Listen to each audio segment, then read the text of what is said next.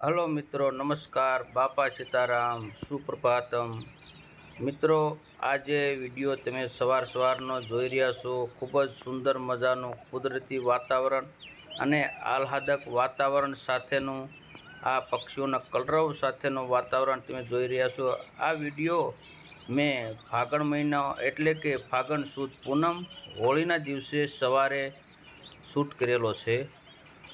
અને આ સિઝન એવી છે કે શિયાળાનો પૂરો થવાના આરે હોય છે અને ઉનાળો ચાલુ થવાનો હોય છે. તો આ દિવસે સવારે તમે જ્યારે પણ ક્યાંય પણ જાઓ તો તમને ખૂબ જ મજા અને આહલાદક વાતાવરણનો અનુભૂતિ થાય છે.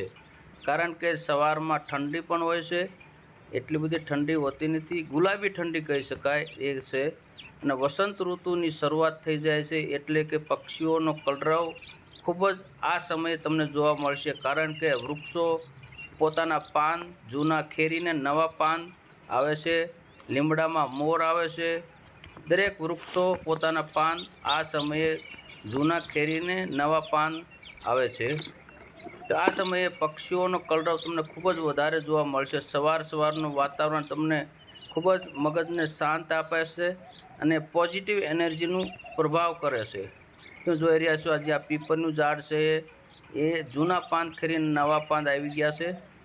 ખૂબ જ સુંદર મજાના ફૂલો, પેપાઓ પણ છે. અને તમે પક્ષીઓનો કલરવ ખૂબ જ સારો એવો સાંભળી રહ્યા હશો. મને તો મિત્રો ખૂબ જ મજા આવી, એટલે મને થયું કે ચાલો મારા યુટ્યુબ મિત્રોને પણ આ વાતાવરણનો અહેસાસ કરાવવું. ખાસ કરીને આપણે ગામડાની સાચી સંપત્તિ જો હોય તો આપણું ગામડું જ છે. કારણ કે જ્યારે પણ શહેરમાં કોઈ પણ રોગચાળો કે અતિવૃષ્ટિ કંઈ પણ થાય છે તો આપણે ગામડા તરફ પ્રયાણ કરીએ છીએ. તો આપણી સાચી સંપત્તિ ગામડું જ છે એવું આપણે સમજીએ છીએ. જે લોકોને ગામડું હશે એનો અહેસાસ એને થતો હશે. તો મારું માનવું છે કે મિત્રો, તમે જે આ સંપત્તિ આપણી કુદરતી સંપત્તિ છે એને સાચવજો અને જે કુદરતે આપેલી અતૂટ શક્તિનો બને એટલો ઉપયોગ કરજો. અને ભગવાનને મિત્રો આશા રાખું કે તમને આ મારો સવારનો જે વિડીયો છે એ તમને ગમ્યો હશે. તમે જોઈ રહ્યા છો, ખૂબ જ તમને આનંદ થશે. તો મિત્રો, વિડીયોને હું અહીંયા વિરામ આપું છું. આવા જ અવનવા વિડીયો મળતા રહેશે તમને. મારી ચેનલમાં જોડાઈ રહેજો. ચલો મિત્રો, અહીંયા વિડીયો પૂરો કરું છું.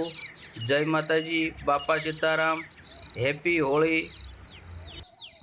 અને તમે અને તમારો પરિવાર ખૂબ જ આનંદમાં રહો, સાથે રહો અને તંદુરસ્ત રહો, એવી મા ભગવતીની પ્રાર્થના સાથે જય માતાજી, જય હિન્દ, જય ભારત.